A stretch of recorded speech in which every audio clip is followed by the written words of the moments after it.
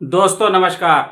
दोस्तों, बिहार में सत्ता में एनडीए की वापसी के साथ ही एक नया समीकरण बन चुका है। लेकिन राजनीति के इस खेल के बीच हमें रुक कर ये समझना होगा कि ये जनादेश किन शर्तों पर दिया गया है और इस नई सरकार के सामने वो कौन सी मौलिक चुनौतियां हैं जिन पर एनडीए की नई सरकार को गंभीरता से ध्यान देने की जरूरत है। आज हम इस जीत के पीछे छुपे माल डेवलपमेंट यानी कुविकास के उस विरोधाभास को उजागर करेंगे जिसे अगर नई सरकार ने नहीं सुलझाया तो बिहार की प्रगति हमेशा एक अधूरा सपना बनकर रह जाएगी। सबसे पहले बात करते हैं जीत के गणित की।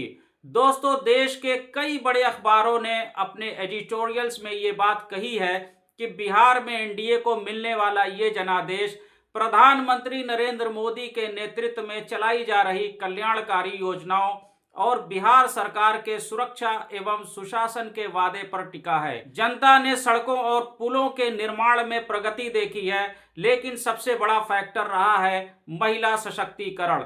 मुख्यमंत्री महिला रोजगार योजना यानी 10,000 रुपए की शुरुआती सहायता जैसी योजनाओं ने महिलाओं के बीच एक मजबूत आधार बनाया। 2006 में साइकिल योजना से शुरू हुई ये यात्रा आज महिलाओं को एक बड़े समर्थक वर्ग के रूप में स्थापित कर चुकी है। जनता ने विकास के उस नए व्याकरण को स्वीकार किया है जो कहता है सुरक्षित माहौल में सीधा लाभ, यानी डायरेक्ट बेनिफिट ट्रांसफर ही सबसे बड़ी प्राथमिकता है। दोस्तों, बिहार में सत्ता पर विराजमान दलों की जीत इसी बात का प्रमाण लगती है।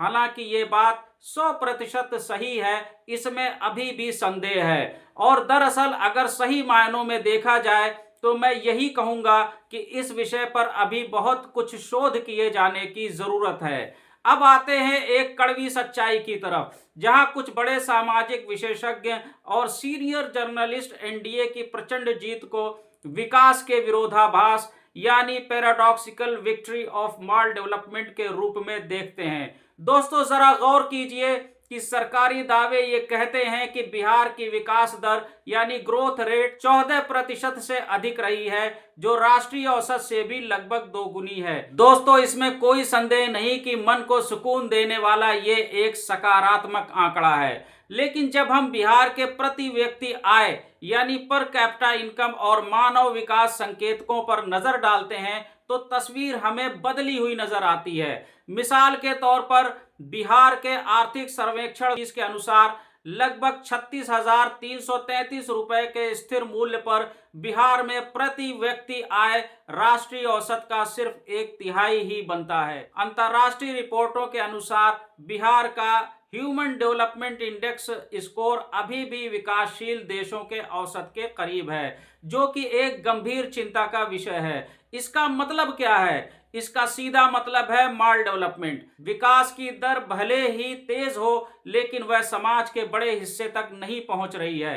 गरीबी और असुरक्षा का स्तर इतना ऊंचा है कि लोग अपने जीवन यापन के लिए सरकारी योजनाओं पर अत्यधिक निर्भर हैं। दोस्तों, गौर कीजिए कि मैं यहाँ गरीबी और असुरक्षा के स्तर के ऊंचे होने की बात कर रहा हूँ, ना कि अमीरी और सुरक्षा के स्तर की। दोस्तों, आलोचकों का तर्क है कि यह एक ऐसा चक्र है जहां गरीबी ही सरकार के लिए वोट सुनिश्चित करती है। दोस्तों, इस जुमले पर जरा गौर कीजिए कि गरीबी ही सरकार के लिए वोट सुनिश्चित करती है, क्योंकि ऐसे गरीब परिवारों के लिए एक छोटी सी सहायता राशि ही उनके लिए जीवन रेखा बन जाती है। दोस्तों, मैं यहां जोर देकर कहना चाहता हूं कि एनडीए की नई सरकार के सामने असली चुनौती इन सामाजिक संकेतकों को राष्ट्रीय औसत तक लाने की है।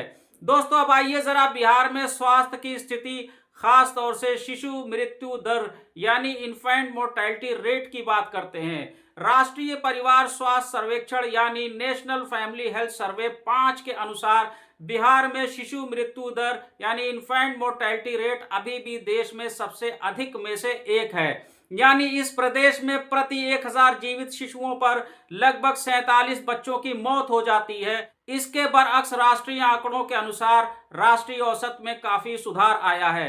दोस्तों, बिहार सरकार को अब गंभीर रूप से प्रदेश की शिक्षा और स्वास्थ्य जैसे सेक्टर्स में भारी निवेश करना होगा। साथ ही सरकार को सड़कों, पुलों और बिजली से ऊपर उठकर मानव पूंजी यानी ह्यूमन कैपिटल पर ध्यान केंद्रित करने की आवश्यकता है। दोस्तों, बिहार सरकार को अब केवल यहाँ के लोगों की मामूली सहायता राशि बांटने से ऊपर उठकर अस्थायी और गरिमापूर्ण रोजगार यानी सस्टेनेबल जॉब्स पैदा करने पर ध्यान केंद्रित करना होगा।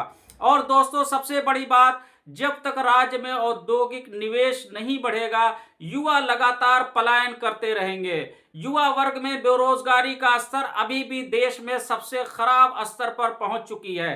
सरकार को जल्द से जल्द बड़े औद्योगिक क्लस्टर विकसित करने होंगे। बिहार की नई एनडीए सरकार के पास अब एक नया मौका है। उन्हें चुनावी जीत को सत्यजित विकास में बदलना होगा। अगर वह इस मॉल डेवलपमेंट के विरोधाभास को नहीं तोड़ती है तो बिहार की तरक्की हमेशा चुनावी आंकड़ों तक ही सीमित रह जाएगी। दोस्तों, ये केवल सरकार का नहीं बल्कि बिहार के हर नागरिक की उम्मीदों का भी सवाल है।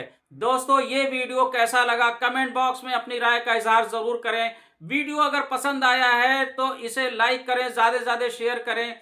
हमारे चैनल सल्लूज इन्फो मीडिया को अभी तक आपने सब्सक्राइब नहीं किया है तो इसे जरूर सब्सक्राइब कर लें। दोस्तों, वीडियो को आखिर तक देखने के लिए आपका दिल से शुक्रिया।